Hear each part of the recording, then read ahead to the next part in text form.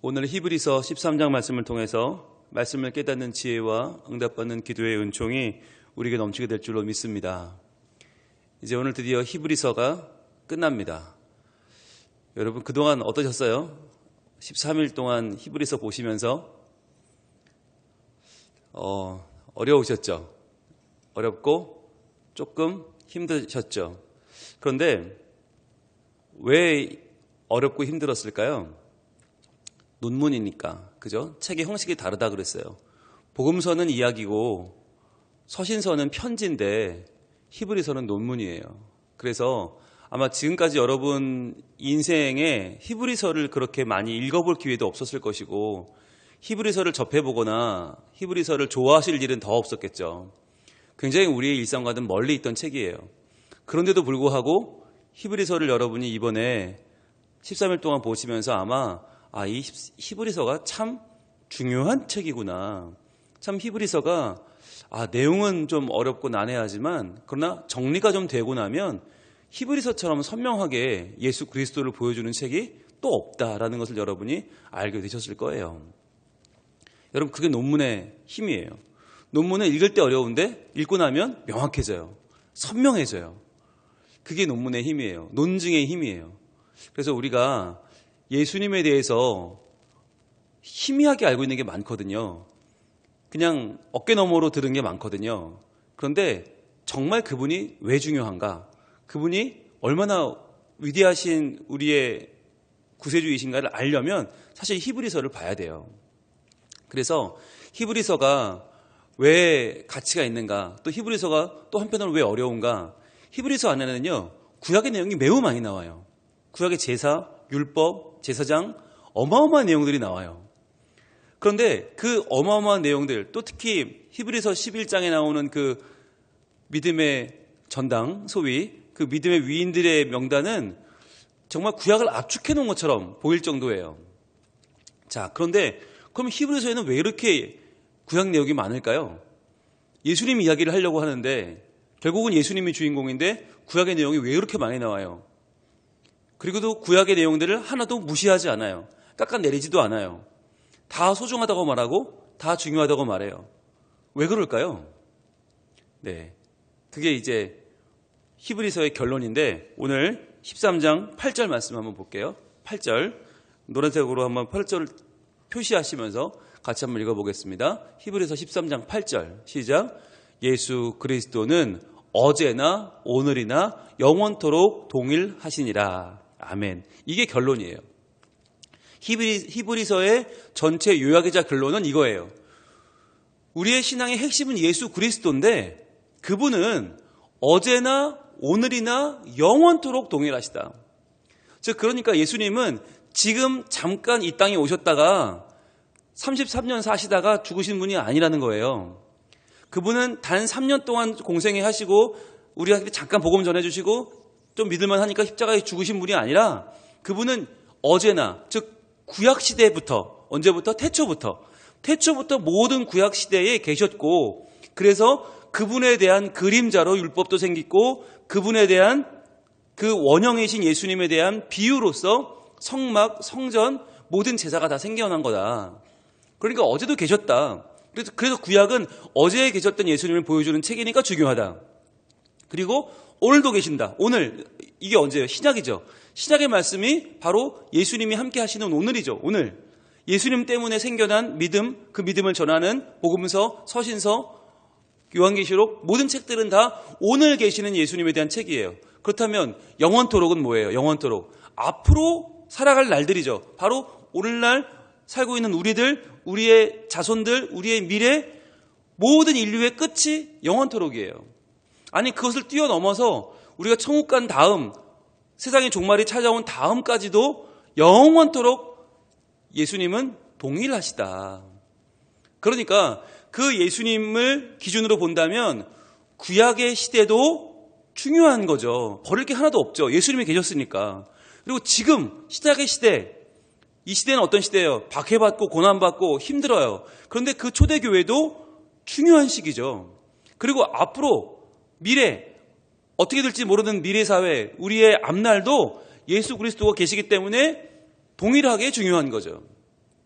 이게 히브리서의 결론이에요. 그래서 우리가 신약을 읽다 보면 많은 분들이 오해하는 게, 야, 신약이 중요하지 예수님이 중요하지 구약은 뭐가 중요하냐, 구약은 율법이니까 다 버려, 이렇게 오해하는 경우들이 참 많아요. 그래서 구약은 별로 설교 안 하는 교회도 많아요. 이건 뭐 다 지당한 건데 뭐 구닥다리 치워버려, 이런 교회가 얼마나 많은데요. 그런데 여러분, 우리가 하루 한 장에 창세기부터 말라기까지 봤지만 구약 정말 중요해요. 버릴 거 하나도 없어요. 히브리서 기자는 그걸 다시 한번 강조하고 있는 거예요. 구약을 읽어야 예수님을 알지. 구약에서 내내 말하는 게 예수님에 대한, 오실 메시아에 대한 예언인데, 예수님에 대한 비유를 다 보여주는 게 구약인데, 구약이 없으면 어떻게 예수님을 알 수 있느냐? 맞죠. 맞아요. 그래서 우리가 히브리서를 공부했다는 것은 뭐냐면, 신약이 끝나간다는 의미만이 아니에요.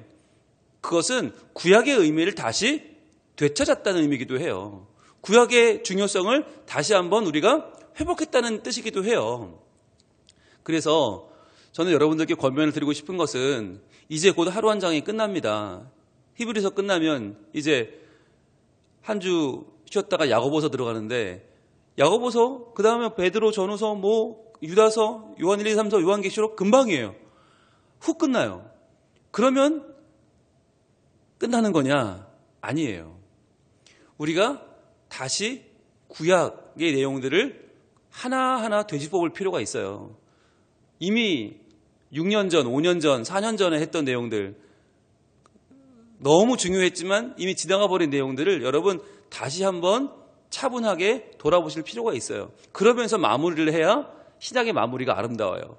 앞으로 나오는 모든 책들이 희한하게 야고보서, 베드로전후서, 요한계시록까지 모든 책들이 다 구약의 내용이 얼마나 중요한지 몰라요. 구약 없이는 해석이 안 돼요. 신약만 가지고는 예수님이 어떤 분인지 알 수 있는 길이 없어요. 그래서 우리가 성경은 굉장히 복합적인 책이고 연결되어 있는 유기적인 책이다.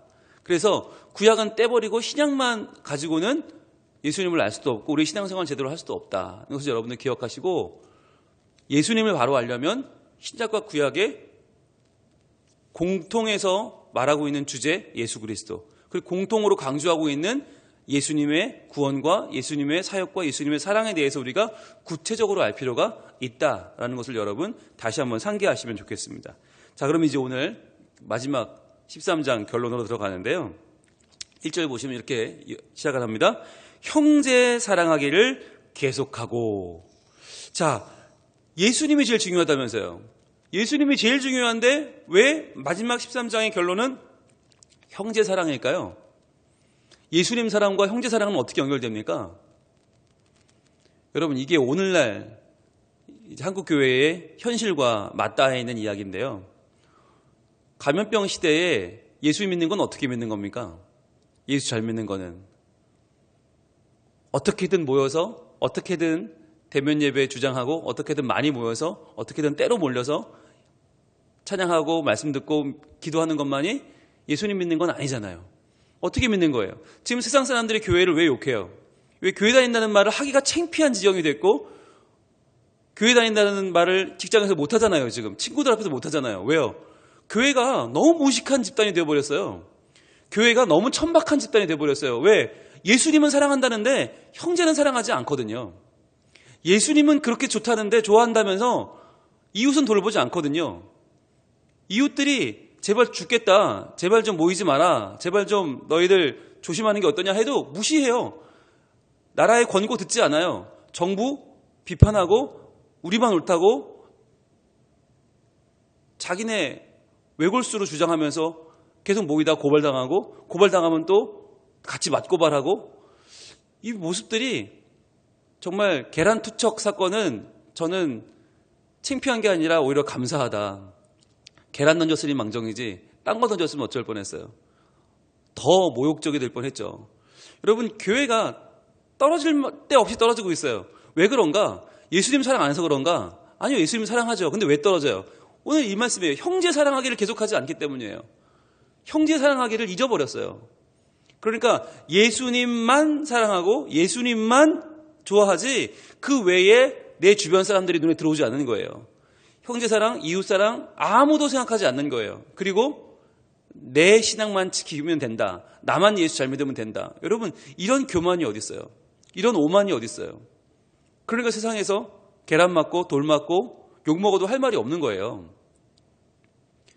여러분, 히브리서가 예수님을 강조하는데 왜 13장은 형제 사랑하라고 끝나나? 세상이 예수님을 몰라요.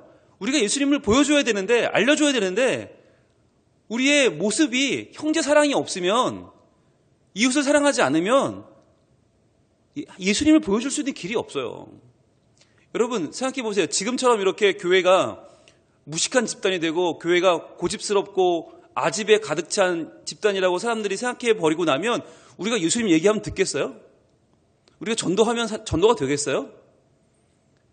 이거 어려워요. 말도 안 돼요. 듣질 않는데 어떻게 예수를 전해요?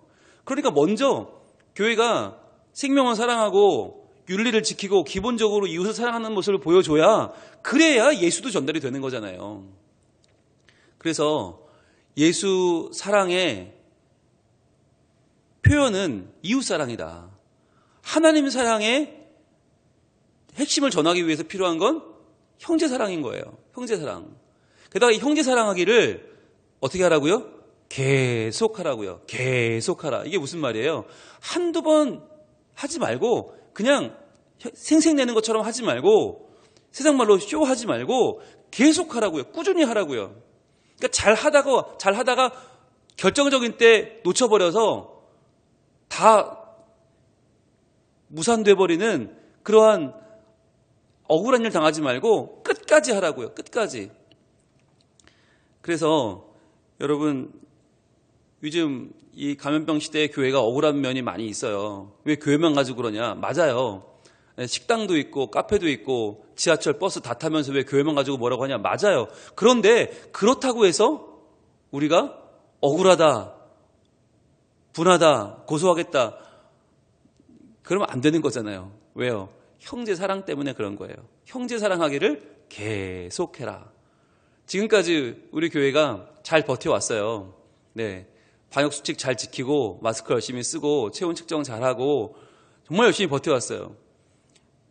계속해야 됩니다. 계속해야 돼요. 그래서 끝까지 이곳 우리 괴정분들에게, 사구분들에게 보여줘야 되는 거예요.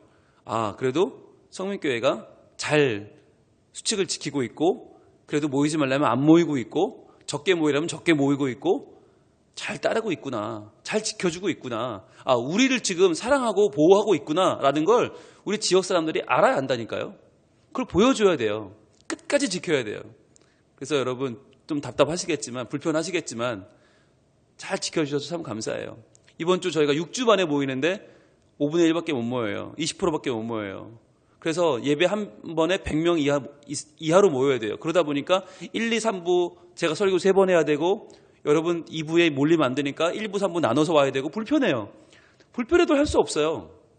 그렇게 해서라도 조심하고 또 조심해서 우리도 안전해야 되지만 이 지역을 지켜내야죠.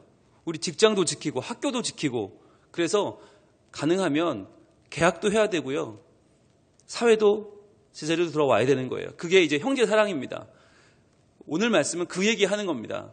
예수님 믿는다고 해서 예수만 노래 부르지 말고 제발 좀 너의 삶에서 보여줘라. 무엇을? 형제 사랑을. 형제 사랑이라고 하는 이 말이 필라델피아입니다. 필라델피아. 예, 미국의 주 이름이기도 하고 미국의 도시 이름이기도 한데, 필라델피아란 말이 뭐냐면 필로스가 사랑이란 말인데 거기에 아델포스가 붙었어요. 그래서 형제를 사랑하는 것, 아델포스, 어머니의 몸을, 한 자궁을 공유하는 존재, 어머니의 한 뱃속에서 나온 존재가 아델포스잖아요. 아는 하나고 델포스는 어머니의 자궁이니까 어머니의 몸을 통해 낳은 한 형제, 한 지체가 아델포스인데 그를 사랑하는 것이 필로스 아델포스, 필라델피아예요. 여러분, 필라델피아라고 하는 말은 뭐냐면 나 외에 다른 사람, 내 주변 사람들이 다 한 어머니의 자녀다라고 하는 것을 인정하는 거예요. 그래서 우리 교회만 살자, 우리 교회는 문 닫으면 안 되니까 열어야 돼. 여러분, 이건 무슨 말이냐면 우리만 형제고 우리 교회 밖은 다 형제 아니다라고 말하는 거죠. 어리석은 거죠. 하나님은 우리 모두가 다 하나님의 몸을 빌어 태어난 자녀라고 말씀하세요. 우리 모두는 다 아델포스인 거예요. 자, 그러면 우리끼리만 사랑하지 말고 어떻게 하라고요? 2절입니다. 손님 대접하기를 잊지 말라 그랬어요. 손님, 여기서 말한 손님은요, 1절에 말한 형제의 반대말입니다. 형제가 같은 피부치라면 여기서 말하는 손님은 완전히 모르는 사람이에요. 그래서 여기도 필로스가 나오는데 필로스 더하기 크세노스. 크세노스는 전혀 모르던 이방인, 완전 남이거든요. 이 필로스와 크세노스를 더해서 필록세니아라는 말이 나와요. 필록세니아가 손님 대접하기예요. 필록세니아. 그러니까 1절과 2절은 정반대 말이다. 1절은 가까운 사람을 사랑해라. 2절은 전혀 모르는 손님, 전혀 모르는 남, 완전히 남을 대접하는 것도 잊으면 안 된다는 거예요. 그러니까 이건 무슨 말이냐면 사랑에는 대상이 없다는 거예요. 가까운 사람은 형제니까 사랑하고 먼 사람은 손님이니까 대접하고 결국은 같아요. 나와 네가 같고 우리와 그들이 같은 거예요. 그래서 적어도 여러분 예수 믿는 사람은 진영 논리가 없어야 돼요. 진영 논리. 우리는 보수니까, 우리는 진보니까, 우리는 우리 편만 중요하고 너희는 무조건 나빠. 이게 진영 논리거든요. 진영 논리에는 참 거짓이 없어요. 우리 편이면 다 좋고 남의 편이면 다 나쁜 거예요. 그런데 하나님에게는 진영 논리가 없어요. 왜냐하면 하나님에게는 안과 밖에 없거든요. 하나님은 모든 세상에 다 만물의 주님이셔서 안과 밖에 없어요. 그분 안만 있지 밖에 없어요. 그러니까 진영 논리가 필요 없는 거예요. 우리가 하나님 자녀면 형제는 형제니까 사랑하고 손님은 손님이니까 대접하고 누구나 다 그들을 사랑해야 되는데, 자, 손님 대접하기를 잊지 말라. 그 다음 뭐라고 그래요? 이로써 부지 중에 천사들을 대접한 이들이 있었느니라. 자, 그러면 이게 무슨 말입니까? 아브라함이 창세기 18장에서 손님 대접을 했는데 알고 보니 천사들이었잖아요. 그러면 야, 우리가 어쩌다 요행으로 천사를 맞이할 수도 있으니까 잘해주자라는 얘기입니까?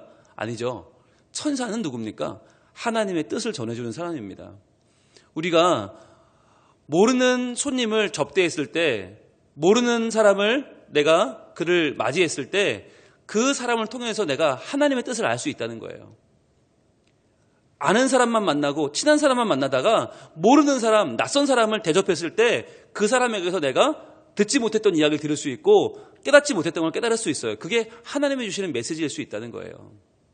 게다가 여기서 말하는 손님은 누구냐면 이 당시에 여행 다니던 시대가 아니잖아요. 한가롭게 마실 다니던 때가 아니에요. 언제예요? 목숨을 걸고 복음을 전하러 다니던 때예요. 박해를 피해 도망 다니던 때예요. 그러니까 여기서 말하는 손님은 누구겠어요? 하나님을 전하는, 숨어서 복음을 전하는 자든지 아니면 그것 때문에 도망 다니는 사람이죠. 그런 사람을 품어주고 대접하기를 잊지 말라. 자, 그러면 왜 형제를 사랑해야 되는가? 왜 손님을 대접해야 되는가? 그게 이유가 3절에 나와 있습니다. 너희도 함께 갇힌 것 같이 갇힌 자를 생각하고 너희도 몸을 가졌은즉 학대받는 자를 생각하라. 이 손님이 누구냐면 이 손님이 갇힌 자고 이 손님이 학대받는 자예요. 곧 갇혀버릴 자일 수도 있고 지금 학대받고 도망다니는 사람일 수도 있어요. 왜 사랑해야 되는가? 너희도 함께 갇힌 것 같이. 이미 나는 안 갇혔다 생각할 수 있지만, 나는 지금 자유하다 생각할 수 있지만 내가 내일 갇힐 수 있거든요. 우리 아들은 내 집에 있을 수 있지만 내 아들이 오늘 잡혀가면 갇히는 거예요. 그것처럼 내가 갇힌 것처럼 갇힌 자를 생각해야 되고, 또 하나 내가 몸을 가졌으니까 내 몸이 아픈 것처럼 내 몸이 아픈 것 같이 학대받는 자들을 생각하는 거잖아요. 즉 왜 형제를 사랑하고 왜 손님을 대접하는가? 나도 갇힐 수 있고 나도 학대받을 수 있기 때문이에요. 여러분, 이 생각을 해야 돼요. 우리는 남이라고만 생각해요. 내 일이 아니야. 남의 일. 그러니까 남들은 아무리 어려움 당한다는 신경 쓰지 않죠. 남들이 아무리 울고불고 남들이 아무리 억울하다고 그래도 나는 신경 쓰지 않아. 내 일이 아니니까. 그러나 그게 너의 일이라는 거예요.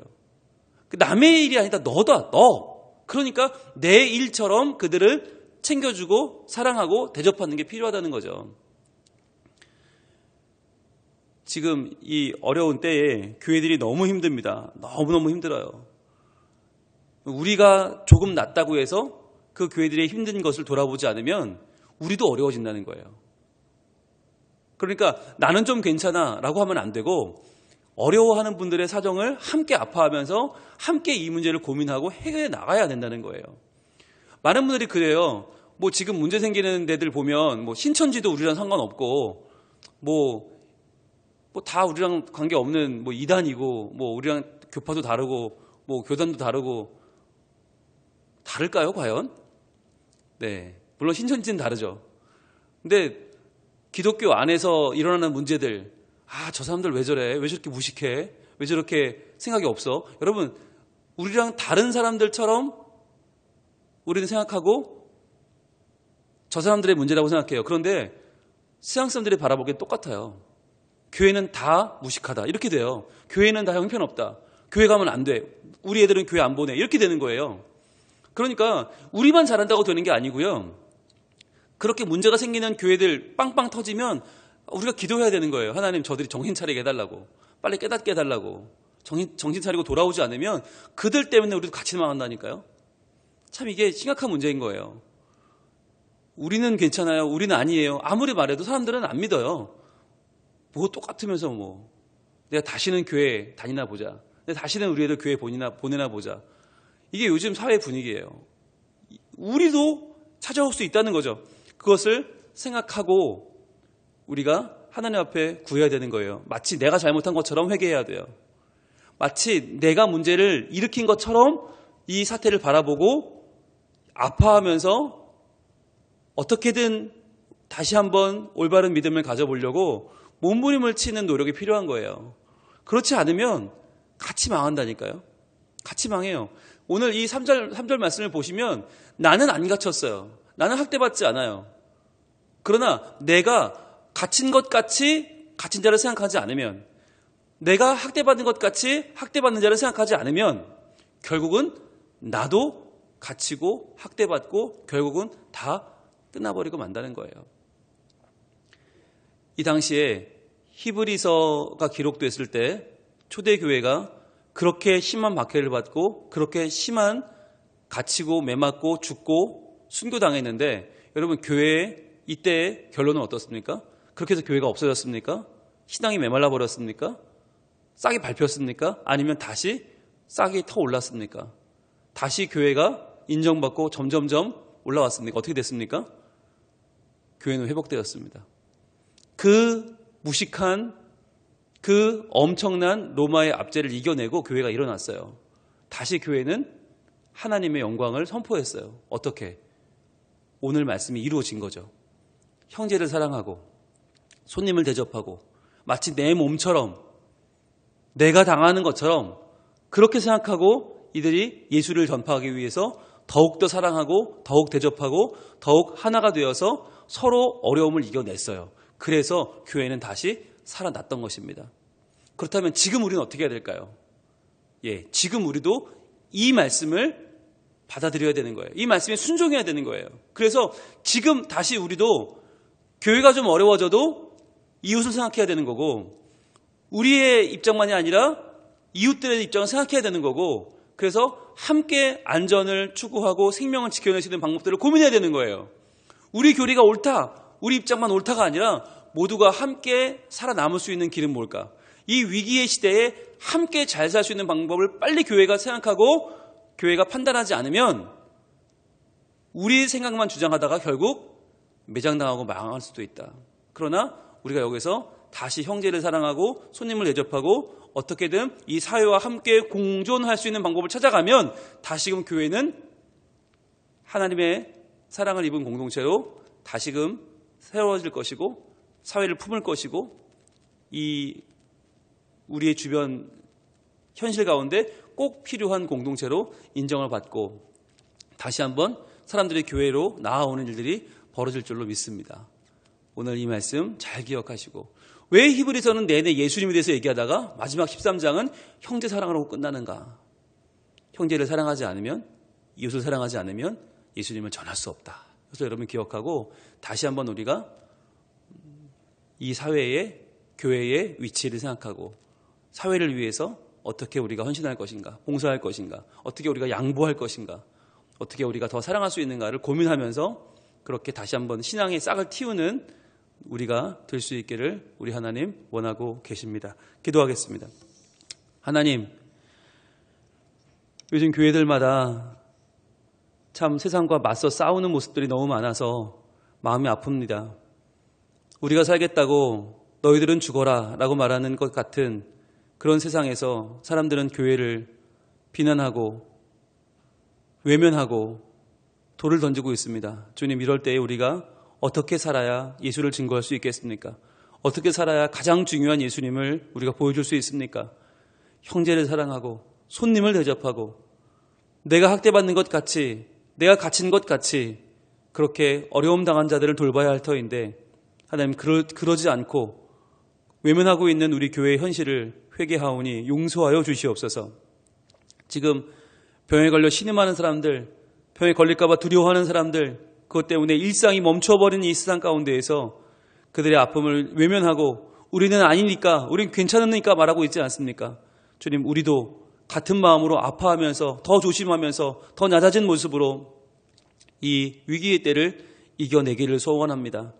하나님, 우리 모두의 잘못을 용서하여 주시고 다시 한번 형제를 사랑하는 마음으로, 이웃을 대접하는 마음으로 다시 한번 예수 중심의 신앙을 회복할 수 있도록 도와주시고, 그리하여 이 어려운 때에 다시 한번 교회가 회개하며 새로워져서 다시 한번 이 사회 속에 꼭 필요한 존재로 거듭나는 기회가 되게 하여 주시옵소서. 오늘은 토요일입니다. 주님, 내일 6주 만에 다시 모이는 대면 예배입니다. 감격의 자리, 기쁨의 자리, 그러나 서로 더 조심하고 더 안전하게 하시고 기쁜 만큼, 좋은 만큼 그 자리가 이웃에게 해가 되지 않는 자리가 될 수 있도록 저희들 더 신중하게 모이게 하시고 그 가운데 주님을 온전히 찬양하고 예배하는 자리가 되게 하시고, 주님, 이 사회를 위해서 더욱더 많은 일들을 감당해내는 우리 교회가 되게 하여 주시옵소서. 예수님 이름으로 기도합니다.